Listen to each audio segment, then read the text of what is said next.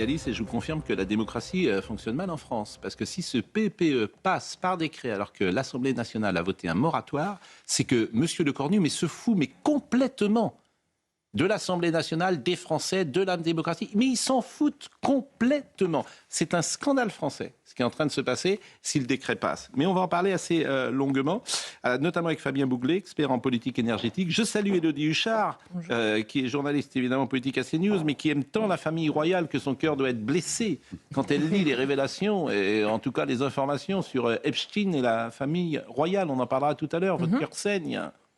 Ah oui, mais au moins ils réagissent. Oui, je suis d'accord avec vous. Alors, je le prends avec un peu de légèreté. C'est pas un sujet du tout léger. C'est un sujet absolument gravissime.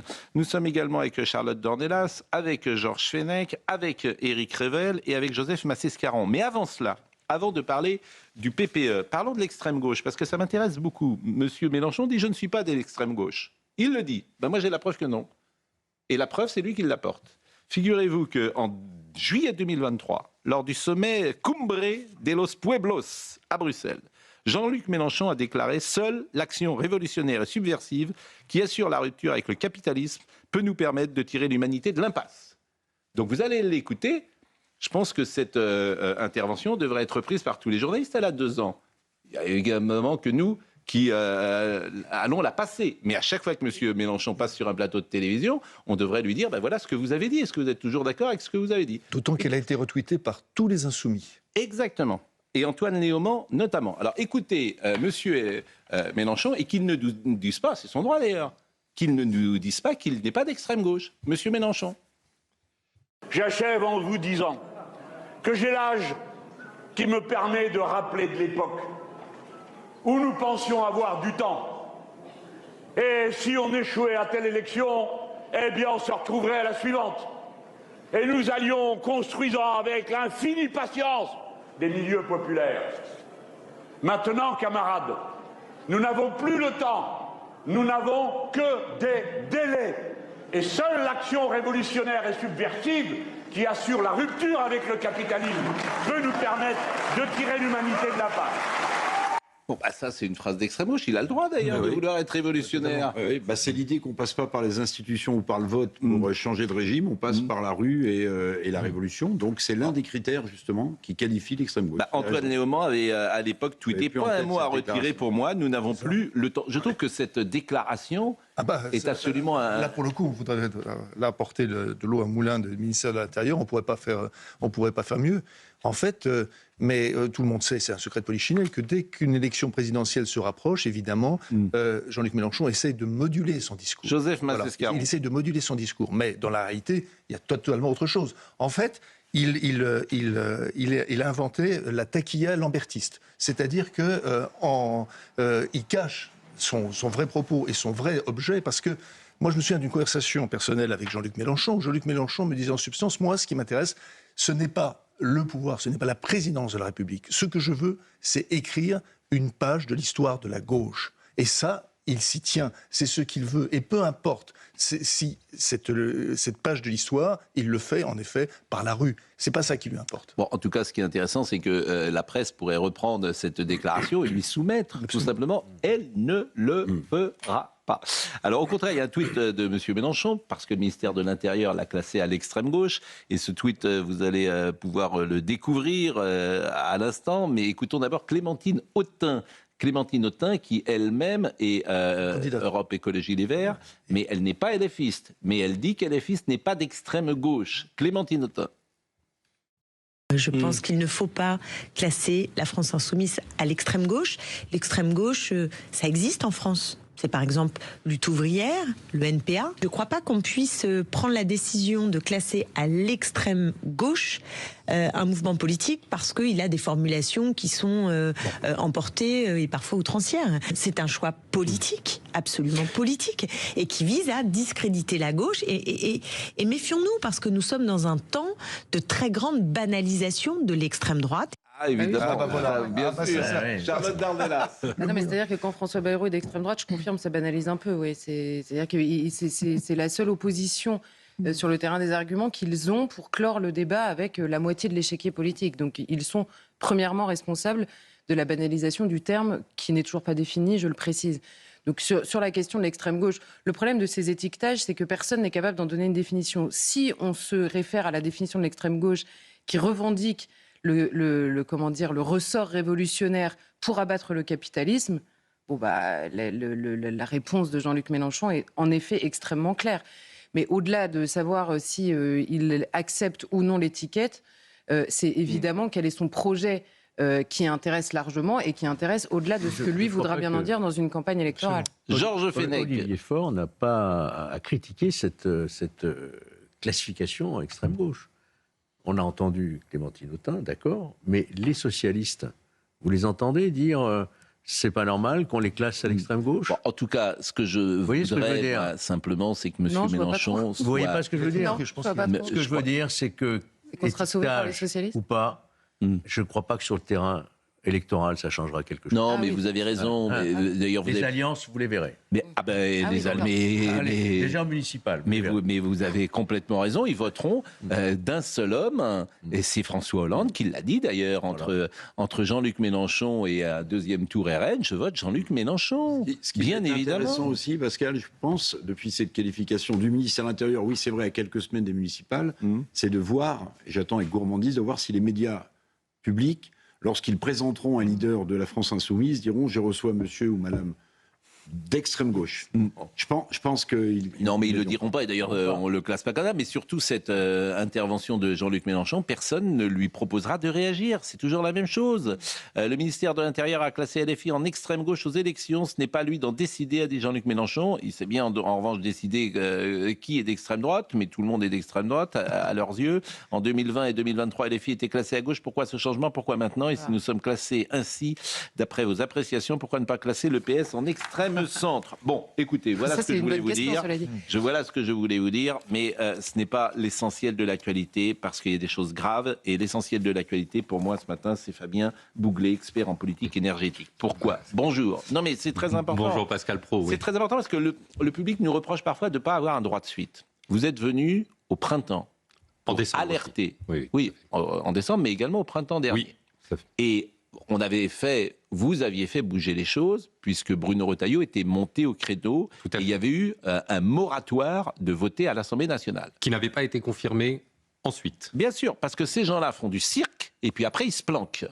Bon, là, ce que je m'aperçois, c'est que le Premier ministre pourrait donc passer par décret, nous sommes d'accord, un PPE, alors qu'il y a un rapport qui n'est pas sorti, qui est caché. Est-ce que c'est la vérité? Est-ce que ce rapport est caché? Alors expliquez-nous pourquoi ce rapport est caché, et pourquoi il est caché, parce que s'il était aujourd'hui disponible, le PPE serait remis en cause par monsieur Le Cornu. C'est vraiment ni vu ni connu, je t'embrouille. Je précise juste une chose. La PPE, c'est la programmation pluriannuelle de l'énergie. Ça fixe le grand cap énergétique pour les 10 prochaines années, juste pour préciser. Et on ne peut pas revenir... disons que c'est fixé. C'est fixé. C'est-à-dire que s'il y a une élection présidentielle en 2027... Si, on pourra remettre en cause, évidemment. Pour ça, c'est important. En tout cas, les appels d'offres sont lancés. Et les appels d'offres, une fois qu'ils sont lancés, on ne peut plus revenir. Mais ils devraient d'ailleurs prendre aucune décision à un an des présidentielles parce qu'ils ne seront plus là. On est bien d'accord. Ces gens ne seront plus là. Alors, ce qu'il faut savoir... c'est déjà un premier scandale. Ce qu'il faut savoir... D'engager la France sur 10 ans alors qu'ils ne sont plus là, c'est un scandale. Ce qu'il faut savoir, Pascal Pro, c'est que nous sommes dans un grand danger. Nous sommes en situation de grand danger pour les Français. Et c'est un drame. Ce qui est en train de se passer est un drame pour les Français. Pour leurs factures d'électricité, pour leur pouvoir d'achat, pour leurs emplois, pour l'économie. Les entreprises sont en train de fermer à cause de cette politique énergétique. On a encore un industriel dont on vient d'annoncer. C'est un drame humain. Et le Premier ministre est en train de reproduire ce qui s'est passé avec la fermeture de Fessenheim, où pour un accord politicien, on a fermé 2 réacteurs nucléaires qui étaient des éléments importants de notre souveraineté énergétique. Et il est en train de faire la même chose, puissance 50. Le Premier ministre est en train, s'il promulgue la PPE 3 jeudi, comme c'est attendu, est en train de faire une erreur politique majeure qui va avoir des conséquences majeures pour nos concitoyens. Ce sont les Français qui feront les frais. C'est pour ça qu'on monte au créneau. Ça fait 1 an, avec 10 anciens dirigeants de la filière énergétique, que nous avons dénoncé, nous dénonçons. Dans Le Point, nous avons fait un j'accuse énergétique. Ça fait 1 an qu'on a réussi à empêcher la promulgation de cette PPE 3. Et là, en cachette, il veut promulguer. Il veut promulguer, et vous avez fait référence à un rapport. Mais ce n'est pas un rapport, c'est 2 rapports. Écrit par qui? Alors, le premier rapport, c'est un rapport sur les modulations des réacteurs nucléaires. Je vais faire court. Quand vous mettez de l'énergie intermittente, comme les éoliennes ou les panneaux solaires, dans le réseau, vous êtes obligé, en raison de la priorité de réseau de ces énergies, de moduler la production des réacteurs nucléaires. Jusqu'à présent, ça se faisait à la marge, puisque vous avez plus ou moins d'activité électrique, de consommation, et donc on modulait les réacteurs. Le problème, c'est que plus vous installez dans le réseau électrique d'énergie intermittente, plus vous êtes obligé de moduler. Et on a interviewé dans le magazine Transition et Énergie André Pallu, qui est syndicaliste à CFE Énergie. CFE Énergie, c'est le premier syndicat d'EDF, des salariés d'EDF. Il est lui-même ingénieur nucléaire. Et il a parlé d'autodestruction de notre système énergétique dans l'interview que nous avons fait de lui, du fait des éléments et des conclusions du rapport. En fait, il y a un rapport sur cette modulation. Quelles sont les conséquences des énergies intermittentes sur notre parc nucléaire? Rappelons que le nucléaire représente 70% de notre mix électrique. Eh bien, de nombreux experts disent que ça va abîmer nos réacteurs nucléaires. Alors c'est ça qui est important. Nos réacteurs nucléaires en danger. C'est ça qui est important. Et C'est-à-dire qu'il peut avoir un incident nucléaire. Tout à fait. Donc Sébastien Lecornu peut être responsable d'un incident nucléaire majeur, c'est ce que disent les experts. En fait, parce si vous voulez... Attendez, Oui, je termine pour oui. le téléspectateur. Oui. Les centrales nucléaires ne sont pas faites manifestement pour moduler Exactement. énormément. Donc on peut avoir un incident majeur nucléaire Oui. par cette décision. C'est pas moi qui le dis, c'est ce que disent les experts. En fait, le rapport, ça a fuité, parce que le rapport est tellement important que il y a eu des fuites. Il y a eu des fuites dans la Tribune, il y a eu des fuites dans Le Point, et il y a eu des fuites dans Transition et Énergie par des spécialistes, des experts, des ingénieurs qui nous alertent en nous disant moduler petitement, c'est pas très grave, mais moduler considérablement, ça abîme la machine, les machines vibrent, ça peut déstabiliser les composants des réacteurs nucléaires. Et ce qui s'est passé, c'est que le patron d'EDF, Bernard Fontana, fait l'objet d'une pression considérable du gouvernement qui lui a demandé de ne pas publier publiquement ce rapport qui devait être publié en décembre. Mais c'est un scandale. Mais bien sûr que c'est un scandale. C'est un véritable scandale, c'est un scandale français. C'est-à-dire qu'en fait, on a là, on n'est pas juste. Si le président, alors j'attends aujourd'hui ce qu'il va dire le président d'EDF, Monsieur Fontana. Bernard Fontana, mais fait l'objet de pression. Lui, il n'y est pour rien. Il fait l'objet d'une pression gouvernementale. Il doit prendre la parole. Ben, bien sûr. Il doit prendre la parole pour démentir, pourquoi pas, ce que vous êtes en train de dire. En tout cas, s'il n'a pas de pression. Les fuites du rapport sont très claires. Deux conséquences. Une conséquence technique sur la sécurité des machines, c'est-à-dire de nos réacteurs nucléaires, mais aussi sécurité économique. Parce que plus vous intégrez d'énergie intermittente dans le réseau, plus vous baissez économiquement la rentabilité de nos réacteurs nucléaires. Et les politiques, et M. Retailleau, et les LR qui étaient vent debout. Les LR, ils n'existent plus sur la question énergétique. Ce rapport, il a été commandé par le gouvernement? Oui. C'est ça qui est important de savoir. Tout à fait. Par qui il a été commandé? Il a été commandé par le Premier ministre. Bruno Retailleau était monté au créneau. Mais il y a un lobby en France éolienne qui est invraisemblable. Alors, il faut dire les choses comme il y a elles un sont. deuxième rapport. Il y a un deuxième rapport qui est aussi très important. C'est le rapport Lévy-Thuot. Lévy, c'est l'ancien patron d'EDF. On a confié, le gouvernement a confié à ces deux anciens hauts fonctionnaires et hauts responsables de notre système énergétique un rapport sur le coût des énergies intermittentes pour la collectivité. Aujourd'hui, demain, quels sont les coûts induits? Vous aviez parlé des raccordements. Quels sont les coûts qui sont adjacents aux coûts et aux subventions des éoliennes? Et donc, il y a un rapport qui doit être rendu dans 2 mois. C'est-à-dire qu'on a 2 rapports fondamentaux sur notre politique énergétique qui vont rendre des conclusions essentielles pour l'avenir de notre système énergétique. Et le gouvernement, pour des raisons purement politiciennes, de tambouille politicienne, est en train d'outrepasser les conclusions de ces rapports, en train de mettre la charrue avant les bœufs, parce que c'est la fenêtre de tir, c'est la fenêtre de tir politicienne, c'est parce qu'il y a eu le budget qui a été voté, donc maintenant il n'y a plus de motion de censure possible, parce que l'Union européenne, etc. Non, donc il n'y a que Marine Le Pen qui monte au créneau. Et l'UDR également. Et l'UDR, il n'y a que qui monte au créneau. Aujourd'hui, oui. Et les LR sont... Et les syndicats, Pascal Praud. Force ouvrière s'est associée à CFE Énergie, qui sont les deux principaux syndicats de la filière énergétique, pour s'insurger publiquement. Le Parti communiste français, pardonnez-moi, il y a quand même le Parti communiste français qui a fait un communiqué il y a quelques semaines sur ce scandale en s'associant aux alertes des syndicats professionnels. Joseph Massescaron. On peut ajouter que... C'est un sujet dont personne ne parle. Hein. Oui, mais en plus, en catimini, il y a un enfumage, total, parce que pour expliquer ça, on met en avant l'Europe. Or, l'Europe, ça n'a rien à voir, puisque en France, on utilise 67% du parc nucléaire, dites-moi si... alors qu'en Europe, la moyenne, c'est 85%. Donc l'Europe, en plus, n'a rien à voir. C'est une décision franco-française. Bah, paraît-il que non. C'est l'Union européenne.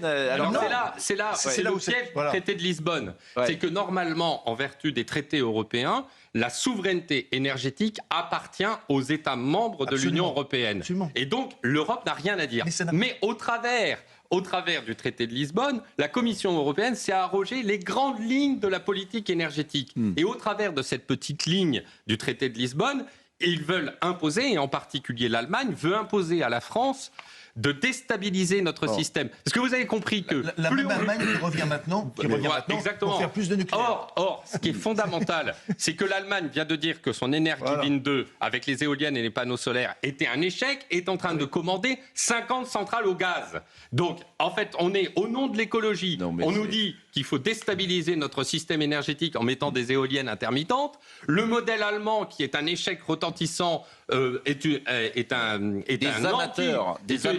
une erreur absolue, et on veut aller dans l'erreur allemande. Or, toute éolienne, et je l'ai dit, et je le redis dans cette antenne, toute éolienne et panneaux solaires qui sont installés en France est un acte de guerre contre notre pays, parce qu'il déstabilise notre système énergétique, et notre système énergétique, c'est le cœur de l'activité économique. Alors, Marine Le Pen a dit une telle décision après un énième budget de faillite confirmerait que la politique de Lecornu, derrière une humilité de façade, poursuit la ruine de notre pays avec l'arrogance macroniste la plus toxique pour le pays. Qu'est-ce que vous voulez que je vous dise ? Je veux dire, ce pays est ruiné.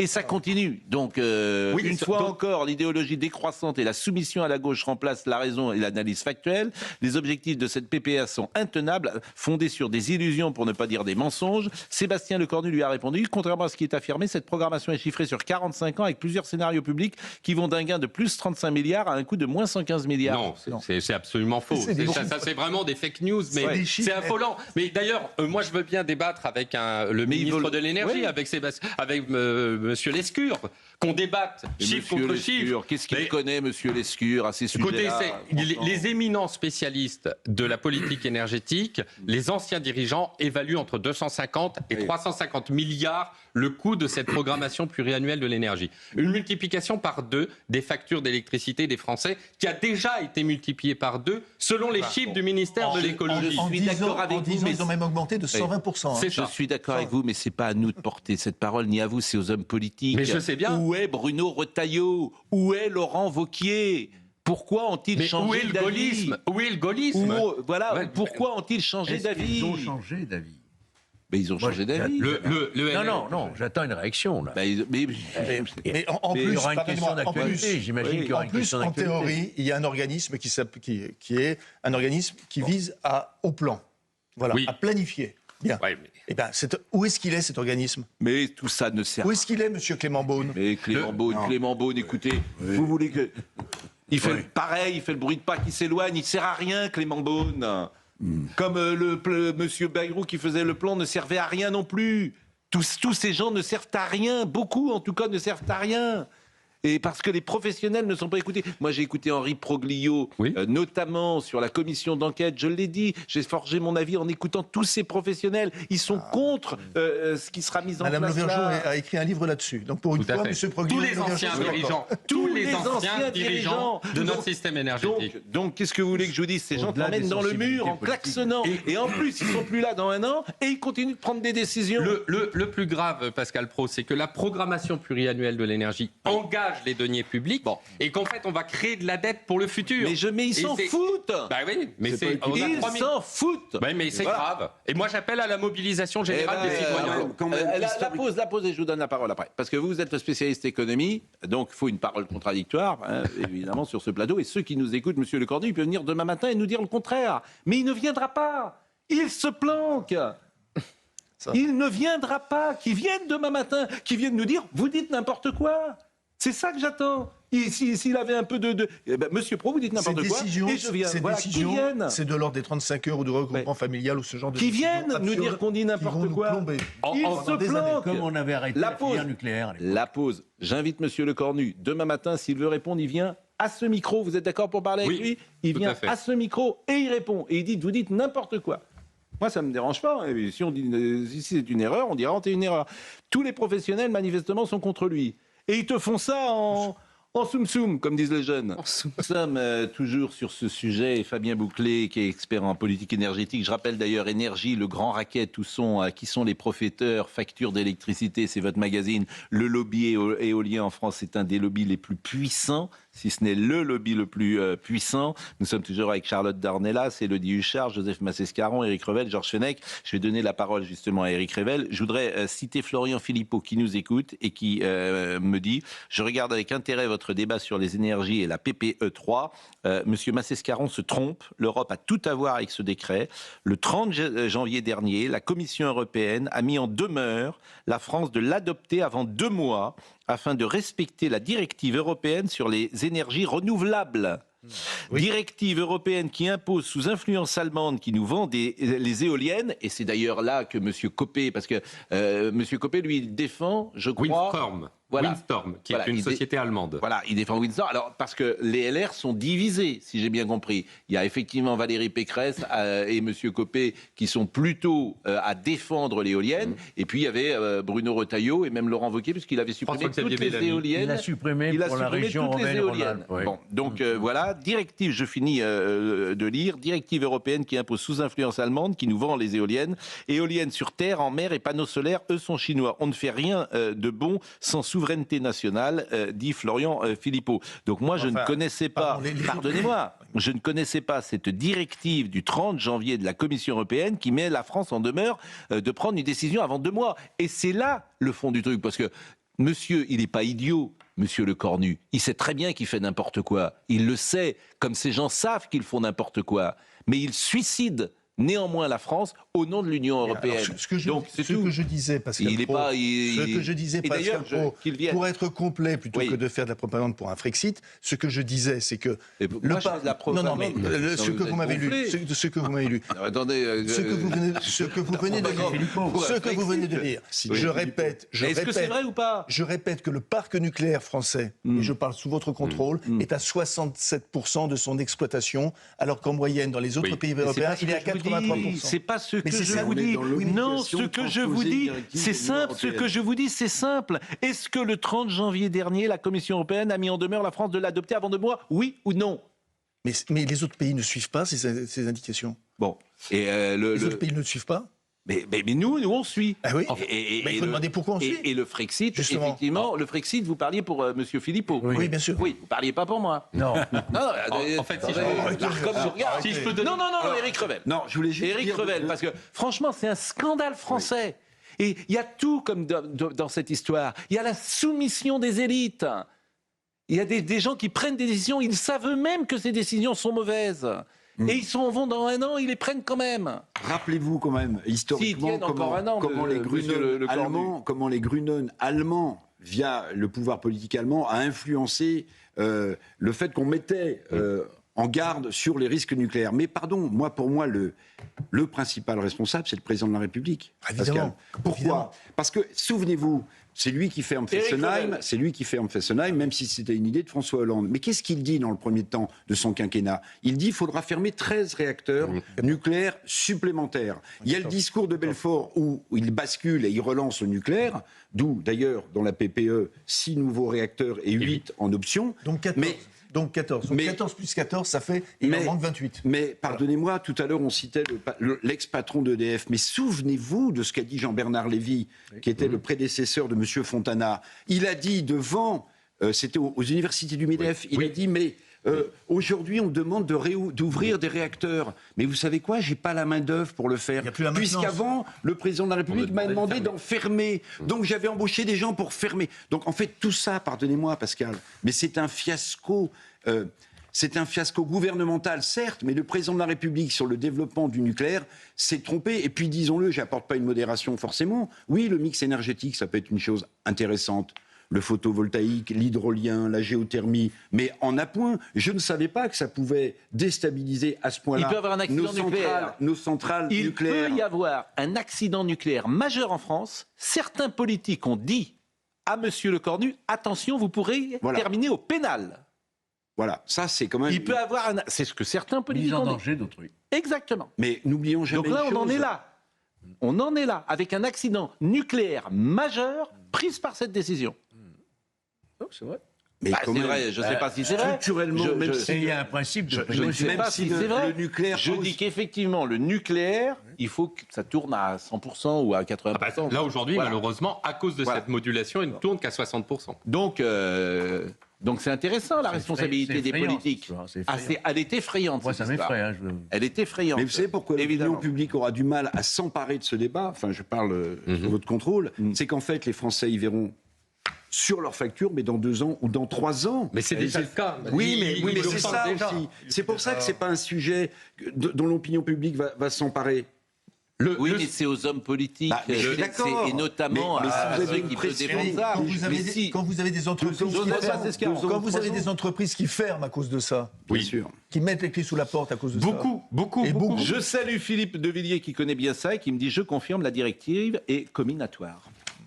Donc Alors, voilà. là-dessus, Alors, si on bon, peut a revenir terminé. sur la question Ouais, mais de très l'Europe court. très rapidement, Ouais, en 2 il faut bien secondes. préciser que l'Union européenne, sous domination allemande, Oui. prend des mesures contre la France. Elle a aussi pris une mesure pour déployer et prendre la mainmise sur la souveraineté des réseaux électriques au niveau européen. C'est-à-dire que là, en décembre, la Commission européenne a demandé que les réseaux électriques soient gérés par l'Europe, donc un fédéralisme des réseaux, plutôt que par les pays. Et donc, en réalité, le problème, c'est que si on avait véritablement un gouvernement souverain, eh bien, il agirait et ferait pression contre l'Union européenne pour dire « nous ne voulons pas de ce Joseph, projet énergétique ». Pardonnez-moi, je crois que vous connaissez que nous connaissons mal collectivement ces problèmes et je préfère. Pardon, alors là, Bah vous si, tombez vous mal. êtes, Pardonnez-moi, vous tombez bah mal si. avec. Non, vous tombez mal. Alors, écoutez, excusez-moi, vous tombez mal avec moi. Ce Bon, que je dis depuis Vous le le début. connaissez bien alors. Non, non. Ah bah oui, je suis désolé. Mais c'est une directive Non, mais je suis qui dé- nous impose. Non, mais Vous m'avez dit attendez. que ça avait rien En fait, à voir ce avec que je l'Europe dis- tout à une l'heure, petite seconde, Joseph. si je peux répondre, ce que je dis, c'est que dans ce domaine, comme dans beaucoup d'autres, nous avons été au-delà et très vite des demandes Vous l'avez de dit l'Europe. tout à l'heure, soyez gentils. Il y a Mais- une directive européenne qui nous le propose il y a 2 mois. On a plié le Mais débat. C'est pour ça qu'on le fait. Point. Qu'est-ce qu'on vient de vous dire là tout à l'heure, monsieur Vous avez Eric dit le contraire. Qu'est-ce qu'Éric Revel vient de vous dire? Oui. C'est que la faute principale, la faute C'est Emmanuel première, Macron, mais ce nous n'est sommes pas de d'accord. l'Europe, Mais c'est bien- du président Emmanuel Macron. mais- Je Non, suis mais désolé. il y a une question de volonté politique. Mais nous Le sommes problème, d'accord. le problème, C'est c'est quand que même- le gouvernement ne résiste pas Nous sommes d'accord. aux injonctions comminatoires de l'Union européenne. sommes d'accord. Or, nous sommes un pays fondateur de l'Union Nous sommes européenne. d'accord, mais vous avez des intérêts masqués là-dedans. Le président Macron veut diriger l'Europe à la place de Van der Leyen. Voilà. Alors ça, c'est- Donc ça se tient. Vous avez le gouverneur de la Banque de France qui s'en va. Oui. Avant la fin de son mandat. Oui, mais alors- Il devait terminer en 2027. Donc vous avez un président de la République qui est en train de penser à demain. Et quand il sera à l'Europe, il nous fera encore plus de Mais mal. attendez, vous pouvez. Parce que c'est son truc. Vous avez raison Il de est- souligner que le voilà, gouverneur il est- de la Banque de France part avant et que c'est sans doute un macroniste qui va le remplacer. Bien Mais de la sûr. même manière, Amaline Montchalin, qui est une grande technicienne du budget, vient d'hériter de la présidence Bien de, la sûr. Cour des comptes. Bien sûr. Donc en il met réalité, en vous voyez, place. bien Non, mais- sûr. Il met en Ah, place bah, bien sûr. ces trucs. Parce que son but, je le répète, c'est de diriger l'Europe. Et l'Europe, nous, c'est pas lui qui nous fera plus de mal, c'est l'Europe qui nous fait plus de C'est mal bien. dans sa construction. C'est bien ce qui se passe, c'est que cette trahison énergétique va conduire in Exactement. fine à une destruction de l'Union européenne, à la différence des pères fondateurs de la communauté européenne de 1957. Eh ben, faut le dire. Mais ce n'est pas un Frexit, ça va se faire par la destruction du système énergétique européen. Eh bien, il faut le dire. Emmanuel Macron a donné une interview dans Le Monde. C'est le moment d'ailleurs, et que dit-il dans Le Monde ce matin? C'est le moment pour l'Union européenne de lancer une capacité commune d'endettement à travers les eurobonds. Et voilà.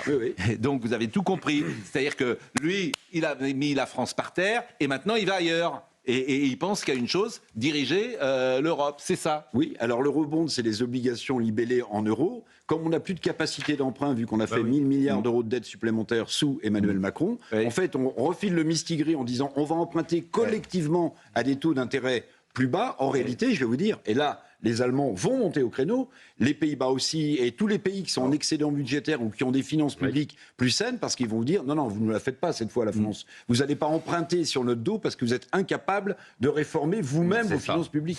Et tout se tient, parce que cette interview dans Le Monde qui arrive à 1 an de la fin de son mandat, depuis 9 ans, je plaide pour une Europe plus souveraine. Je pense que la mue conceptuelle s'est faite et qu'on a pris beaucoup de dispositions impensables il y a quelques années. Ainsi, on a mis en place une Europe de la défense avec des financements communs, des projets communs. Voilà ce qu'il veut. Mais je lui reproche pas d'ailleurs. C'est ce qu'il veut. Il avance d'ailleurs d'une certaine manière sans masque dans cette interview.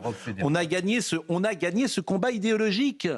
Et il est tout fier de son combat. Il est tout fier de ses victoires. Voilà, et il plastronne maintenant. Mais on n'est pas au bon rythme et on n'est pas à la bonne échelle. Aujourd'hui, notre Europe est face à un défi immense. Dans un monde en désordre, le dérèglement climatique va plus vite. Les États-Unis qui nous assuraient, pensait-on, la sécurité pour toujours, font planer le doute. La Russie qui devait fournir l'énergie à bas coût pour toujours, c'est terminé depuis 3 ans. Et la Chine, qui était un marché d'export pour beaucoup, est devenue un concurrent de plus en plus féroce. Sommes-nous prêts à devenir une puissance? Cette question nous est posée sur le plan économique. Aujourd'hui, nous, les Européens, on est tout seuls, mais on est nous. C'est énorme, 450 millions d'habitants, on s'est réunis pour ne plus faire la guerre. Et ça, c'est un pro-Europe à un niveau invraisemblable. Il ne veut plus de la France. Il parle de l'Europe. Voilà, c'est un président qui ne veut plus de la France. Il ne veut plus de la souveraineté française. C'est son choix. Il veut les États-Unis d'Europe. Il ne veut plus que la France décide. Oui, moi, je veux que la France décide, en fait. Un des débats de la prochaine présidentielle, ça. Je veux que la France décide. C'est mon droit. Ouais. Je veux que la France soit souveraine. Charlotte. Non, je me suis pas mouillée. Charlotte Dornel. Non, mais la seule chose que... Parce que là, franchement, j'écoute les professionnels et là, moi, je ne sais rien sur ce sujet de manière très claire. Moi non plus, je sais que je sais rien, d'ailleurs. C'est pour ça que Non, mais c'est extrêmement convaincant et c'est même déstabilisant, en fait, parce qu'on se dit, mais tout ça, pourquoi exactement? Si c'est aussi... Enfin, je veux dire, rationnellement, il n'y a pas d'objection à ce que vous venez de nous expliquer, donc je suis un peu stupéfaite. En revanche, je vois dans les propos d'Emmanuel Macron qu'il oublie lui-même, par exemple, s'être opposé avec une fougue qu'il nous a mis en scène sur le Mercosur.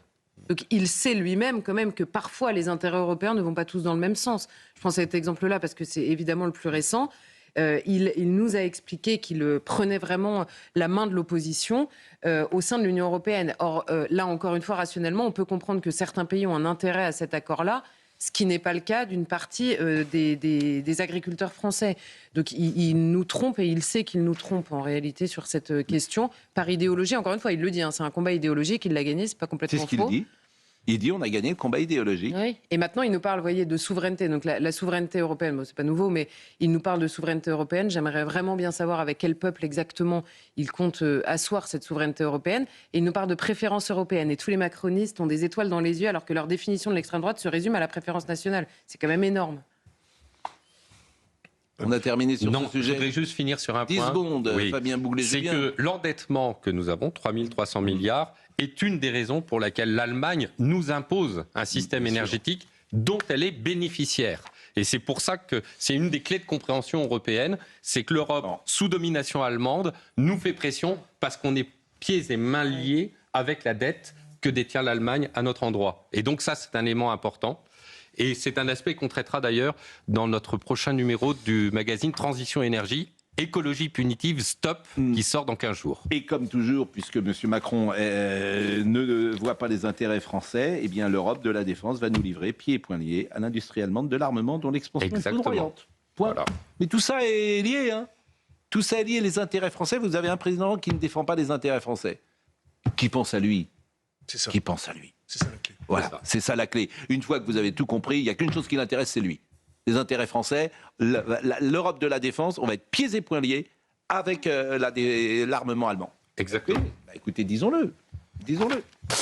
J'espère que, Voilà j'espère que sa quête se terminera malheureusement comme la quête d'Anne Hidalgo lorsqu'elle voulait être patronne des réfugiés. En tout cas, d'un strict point de vue politicien, Sébastien Lecornu, en tant que président de la République, c'est fini s'il promulgue la PPE 3. Ce sera son péché originel et il ne pourra pas être candidat. On va en parler tous les jours.